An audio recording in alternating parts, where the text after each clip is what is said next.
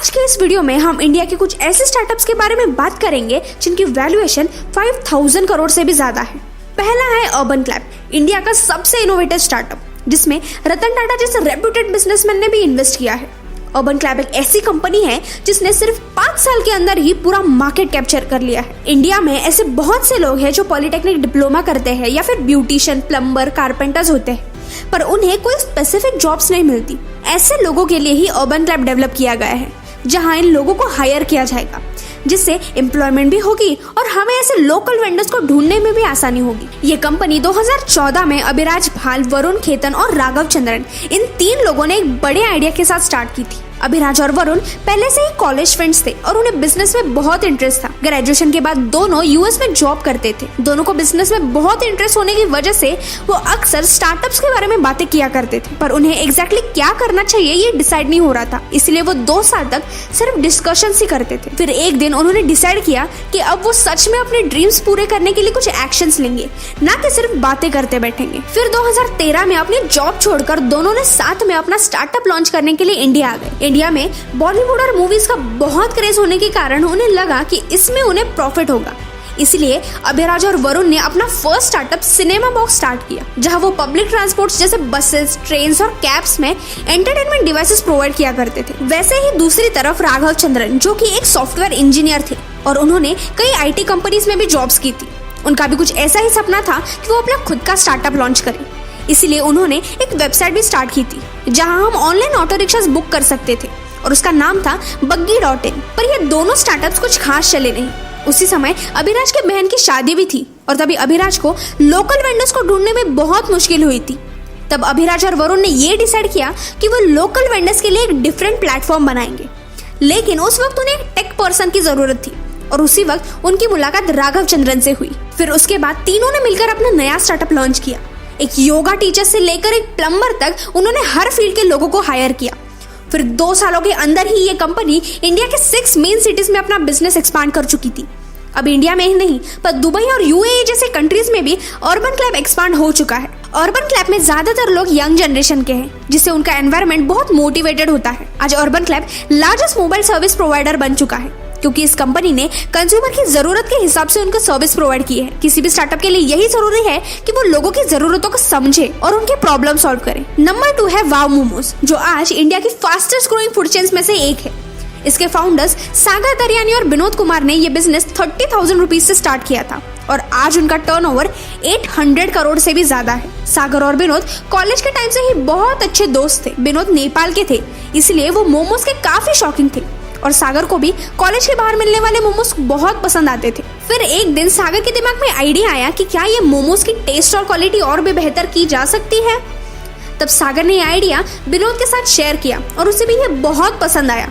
फिर उन्होंने मोमोज पर एक्सपेरिमेंट करना चालू कर दिया, पर तब उनके पास कोई फंडिंग्स नहीं थी।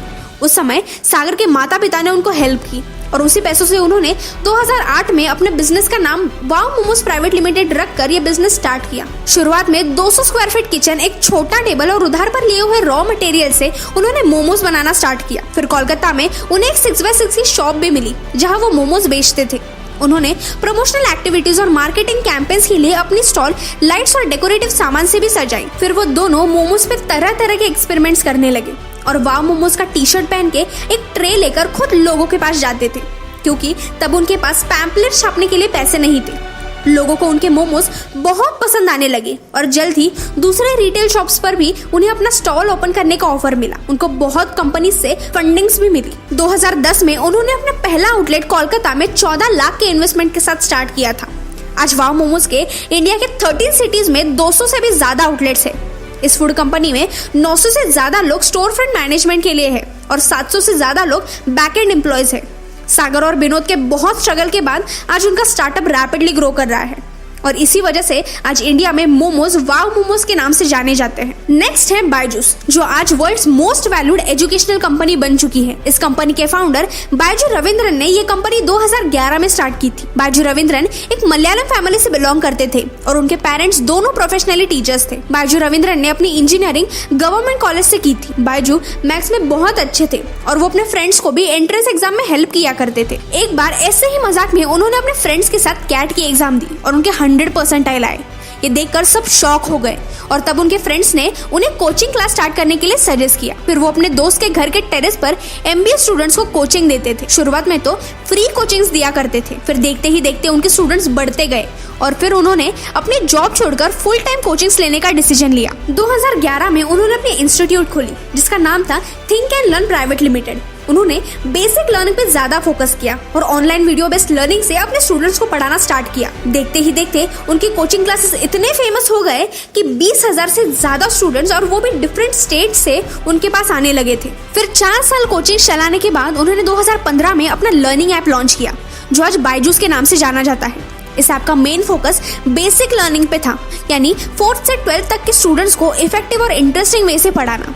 बायजूस की यही टैगलाइन थी, fall in love with learning. इसी कारण उनके ऐप के 3.40 लाख से ज्यादा एनुअल पेड सब्सक्रिप्शन हो गए थे और 6 मिलियन से ज्यादा डाउनलोड्स। इस ऐप ने रैपिडली ग्रो करना चालू कर दिया था। आज बायजूस ऐप 2000 से ज्यादा मेट्रोज और छोटे गांव के स्टूडेंट्स को भी अवेलेबल करवा दिया गया है। बेसिक लर्निंग के साथ साथ ये ऐप एंट्रेंस एग्जाम्स जैसे CAT, JEE, NEET, IAS, JRE और GMAT के लिए भी स्टूडेंट्स को प्रिपेयर करता है। आज इस प्लेटफॉर्म पर 57 मिलियन स्टूडेंट्स रजिस्टर्ड है और उसमें 3.5 मिलियन से ज्यादा पेड सब्सक्राइबर्स है। अकॉर्डिंग टू रिपोर्ट्स, बायजूस का करंट वैल्यूएशन $10.5 बिलियन है और पेटीएम के बाद इंडिया का सेकंड मोस्ट वैल्यूएबल स्टार्टअप है। रिसेंटली न्यू एजुकेशन पॉलिसी में ये अनाउंस किया गया कि बच्चों की लॉजिकल थिंकिंग बढ़ाने के लिए उनको कोडिंग 6th स्टैंडर्ड से ही सिखाया जाएगा।